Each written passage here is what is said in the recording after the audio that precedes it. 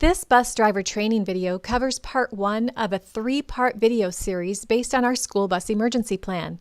The 3 parts include Part 1, Basic Emergency Protocols, Part 2, Hazards, and Part 3, Threats and Violence. This Part 1 training corresponds with the first section of our bus emergency plan. It will focus on several basic emergency protocols that can be used to help manage a wide variety of school bus emergency situations, such as communications and the media, student accountability and release, transfer procedures, evacuation, lockdown, shelter in place, and medical emergencies. It applies to regular school bus routes as well as student activity trips. Use the information in this training to help you assess the emergency situation you are dealing with and determine the courses of action that will best address the threat or hazard you are facing. As always, bus drivers are empowered to deviate from the roles described in this training, including the order of these actions, whenever doing so is likely to reduce the risk of serious injury or death. We will start this training by talking about emergency communications. Timely communications are essential during school bus emergencies in order to summon the appropriate help to assist with the emergency. Each situation is different. Some emergencies only need the help of bus dispatch, while others require help from first responders. Here are some options to consider.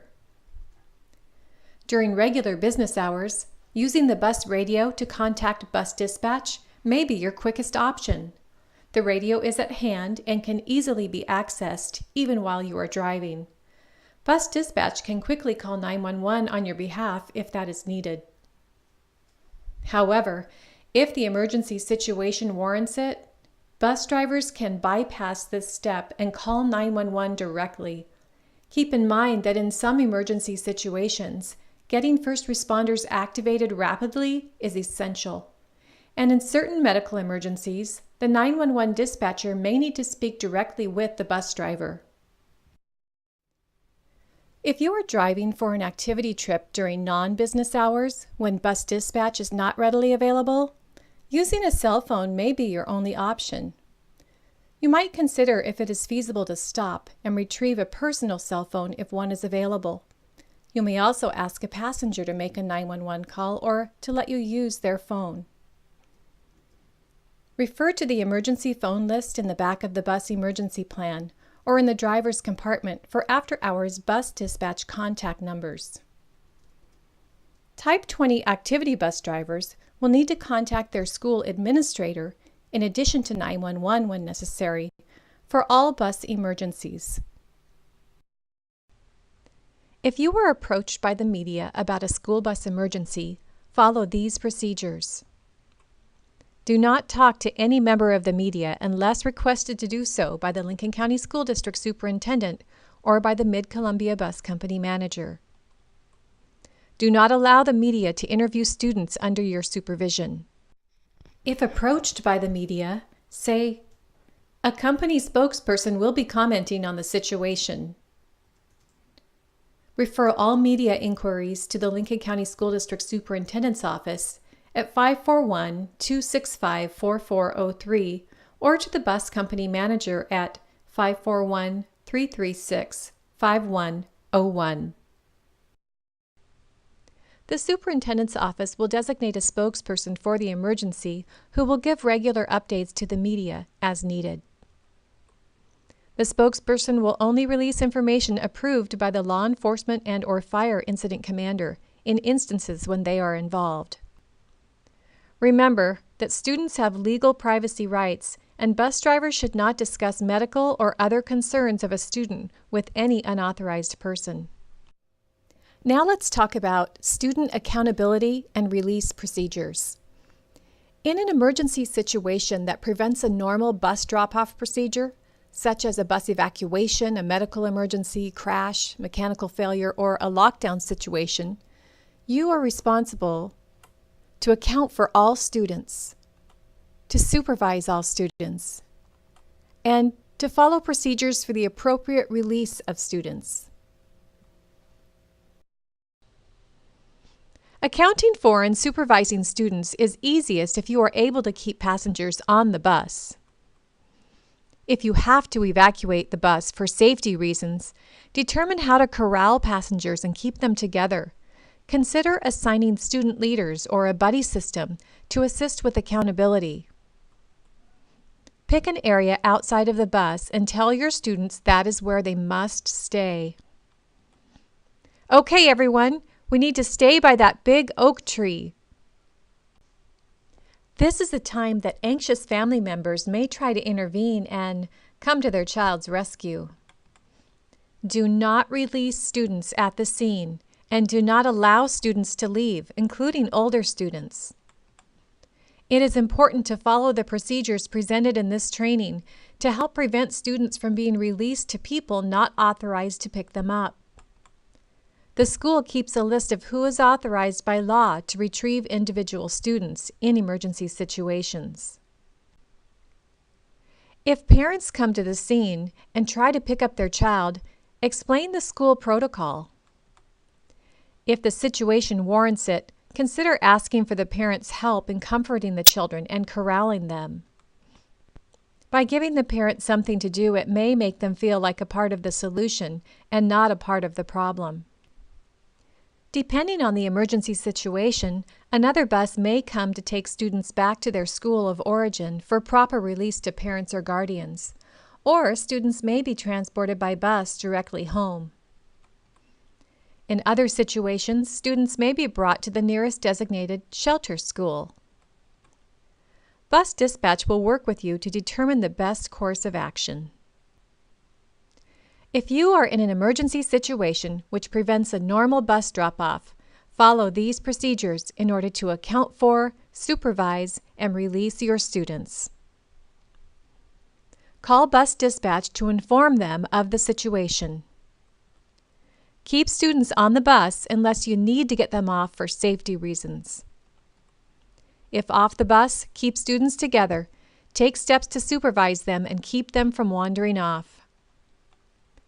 If you are on an activity trip and other adults are on the bus, enlist their help with accounting for and supervising students. Account for all students.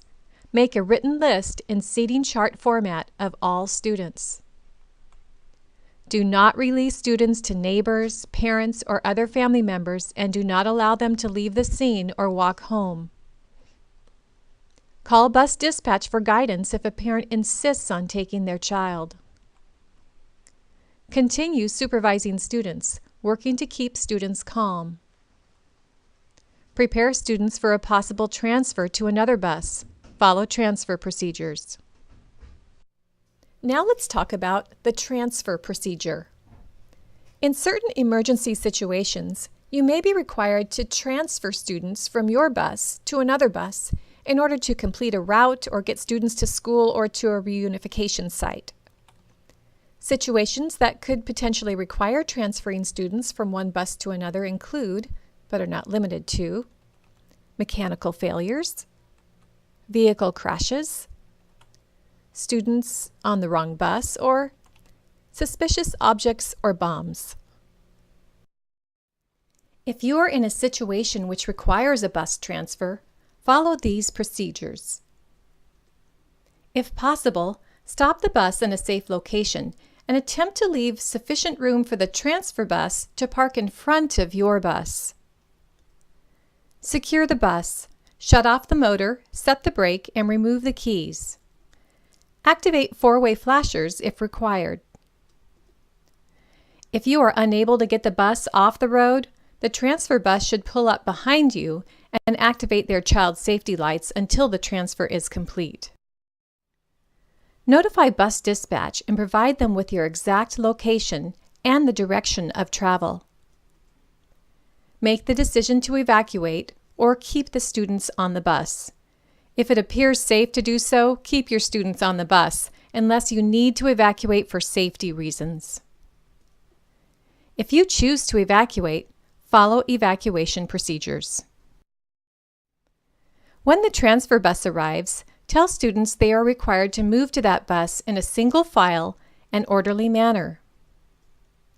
Both drivers are to stand by their doors and maintain visual contact with each other until the transfer is complete. Follow student accountability and release procedures. Now let's talk about evacuation procedures. While students are almost always safer on the bus than off, there are a number of situations in which it may be necessary to evacuate your bus. These include if the bus is stalled on railroad tracks, if it is leaking fuel, if it is on fire or is smoking, if it has rolled or is tipping, or if it has been in a crash with another vehicle which is leaking gas or burning. It also may be necessary to evacuate if there is a need to reduce student exposure to a traumatic medical emergency on the bus, or if there is a fight or other kind of violence, or if there is an explosive device on the bus, or any other situation in which the bus driver thinks it's safer to evacuate than to stay on the bus. If you are in an emergency situation in which you need to evacuate the bus, follow these procedures. Call bus dispatch to inform them of the situation. Secure the bus, shut off the motor, set the brake, and remove the keys. Activate four-way flashers if required. Determine the appropriate evacuation route depending on the situation, such as the front door, side doors, rear exit, roof hatch, or windows. If necessary, the windshield and rear glass panels can be kicked out. Choose an assembly area at least 100 to 200 feet from danger, upwind if feasible. When considering potential assembly areas, keep in mind that if the emergency occurred due to weather or other environmental conditions, other vehicles may lose control in that same place. In addition, vehicles passing by may be distracted by the situation and cause crashes. Identify student helpers to stand by the emergency exits and help students get off safely. Assign other helpers to lead students to the assembly area and keep everyone together. Instruct students to evacuate and where to assemble. In cases when time is of the essence, instruct students to leave personal belongings on the bus. If you are on an activity trip and other adults are on the bus, enlist their help with evacuating students and supervising them at the assembly area. Check each seat and floor area to be sure everyone is off the bus. Leave the bus last with the bus emergency packet, first aid kit, and a cell phone if there is one available. Gather with your students and keep them together at the assembly area. Supervise them. Do not release students at the scene and do not allow students to leave, including older students. Follow our student accountability and release procedures. Do not re-enter the bus until cleared by bus dispatch or by the appropriate authorities. Now let's talk about lockdowns. We have two different types of lockdowns, a code yellow lockdown and a code red lockdown.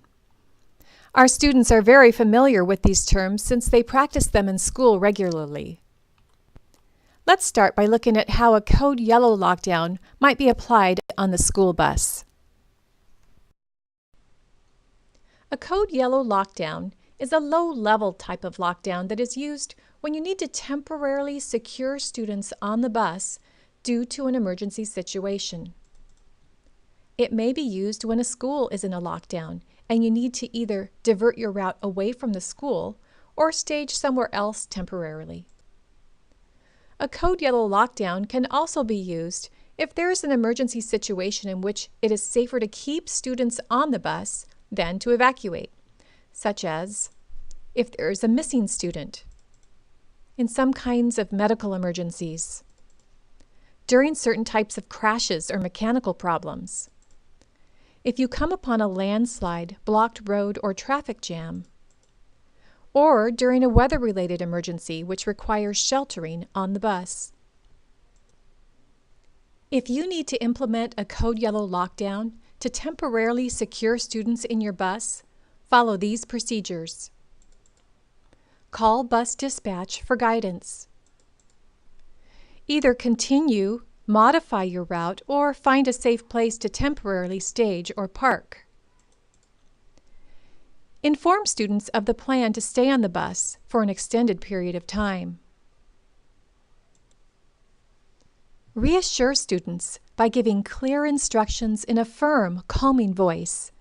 If a child is not coping with the situation, consider giving them a task. Do not allow students to leave the bus. Account for all students. Follow student accountability and release procedures. Now let's discuss a code red lockdown. A code red lockdown is used when you need to implement immediate protective measures, such as taking cover, hiding, and securing students on the bus due to an emergency situation when there is a serious and imminent threat to life. A code red lockdown can be used in emergency situations such as when there is a dangerous person near or on the bus, if you hear gunshots, if there is dangerous police activity near the bus, if there is a hostage situation, or in any other situation the bus driver thinks immediate protective measures are necessary due to an imminent threat of danger. If you need to implement a code red lockdown to rapidly take protective measures, follow these procedures. Quickly decide whether to attempt to drive away from the danger or to stay put. Secure the door. Quickly and authoritatively announce a code red lockdown and instruct students to crouch down in their seats away from windows or on the floor and to be quiet. Have the students use their book bags as cover. Contact bus dispatch or 911 as soon as is safely possible. Do not release anyone and do not admit anyone onto the bus. Reassure students if it is safe to do so and remind them to stay in their crouched down protective position. Re-evaluate periodically as the situation changes. And stay in contact with bus dispatch for further guidance. Now let's discuss an entirely different procedure. It's called shelter in place. When hazardous materials contaminate the environment outside the school bus, it may be necessary to try to temporarily seal off the school bus from the outside to prevent exposure to a contaminant in the air. This is called a shelter-in-place protocol. Depending on the situation, you may need to either seal off your bus from the contaminants or move your bus away from the hazardous materials. Our most probable hazmat threat in this community is from an accident involving a tanker truck carrying hazardous materials or from an explosion at the mill or on the bayfront. However, you also may need to implement a shelter-in-place procedure if there is a swarm of bees, a severe dust storm, or volcanic ash. If you become aware of a hazardous material spill near your bus, follow these procedures. Call bus dispatch. Close all windows and doors. Close all outside air vents and turn off all heating or ventilation systems. If feasible, move the bus away from the hazardous materials, uphill and upwind if possible, or prepare to implement an evacuation procedure if that is your best option. Request immediate medical attention if anyone exhibits symptoms such as shortness of breath, dizziness, fainting, unexplained coughing, or headaches. Stay in contact with bus dispatch for further guidance. Now let's switch gears and talk about medical emergencies. Medical emergencies often occur without warning and can vary significantly in the type, severity, and immediacy of the emergency, such as someone choking, having trouble breathing or passed out with no pulse, an injury related to a collision or an act of violence, a situation involving bodily fluids such as vomit or blood, or a passenger who has fainted or suffered a seizure with a related injury. Take immediate action if it is a life-threatening condition. If someone may have an injury to the back or neck, don't move him or her unless it is absolutely necessary for their immediate safety. If there is a medical emergency on your bus, follow these procedures. Pull over and stop the bus in a safe location. Secure the bus. Shut off the motor, set the brake, and remove the keys. Activate four-way flashers if required. Call bus dispatch or 911. Wear personal protective equipment such as medical gloves, a mask, goggles, etc. Evaluate first aid needs. Treat the most critical conditions first. Initiate CPR or other life-saving actions within your level of training and ability. If needed, enlist the help of other passengers who are trained in first aid. Assign other students to stay with those who are treated so you can continue to provide first aid to others. Assign students to tend to the emotional needs of other students, working to calm and reassure them. Consider relocating non-injured students to another area on the bus in order to make space to provide first aid, to protect others from bodily fluids, and to reduce bystander trauma. Account for and supervise students. Follow student accountability and release procedures. If a student is sent to the hospital, give their name and birth date to the first responders. Keep a written record of all students taken to a hospital by ambulance. Note which hospital they are going to. Someone from the school district or bus company should accompany the student to the hospital if this can be done without leaving other students unsupervised. Contact bus dispatch if support is needed. That person should stay at the hospital until a parent or guardian arrives and a proper written release is made. If there appears to be a minor medical situation, such as vomiting, a stomach ache, feeling faint, a bloody nose, a cut or scratch, take it seriously. Since we don't have the medical history of each student, we must treat all of these medical situations seriously, regardless of how they appear. Doing nothing is not an option. Draw upon your first aid training. Contact bus dispatch as soon as possible, even for all minor emergencies. Here are some possible situations you may face. Vomiting. If a student says they feel sick, provide them with one of the blue EME bags. If the student becomes sick, utilize the body fluid kit. Wear medical gloves. Spread absorbent powder evenly over the spill. Wait 1 minute and then use the scraper to scoop the debris into the blue bag. Clean the area with Certigreen cleaner. Dry the area clean with paper towels. Remove your gloves and clean your hands with alcohol gel. Place all used items into the biohazard bag, tie the bag, and dispose of it properly. If a student is feeling faint, have them lie down in the seat and put their feet up on the seat across the aisle. You can use a backpack or another item to elevate their feet. If a student has a bloody nose, wear medical gloves. Provide the student with paper towels or tissues. Have them pinch their nose and lean forward. This will help stop the bleeding. Place all used items in a biohazard bag, tie the bag, and dispose of it properly.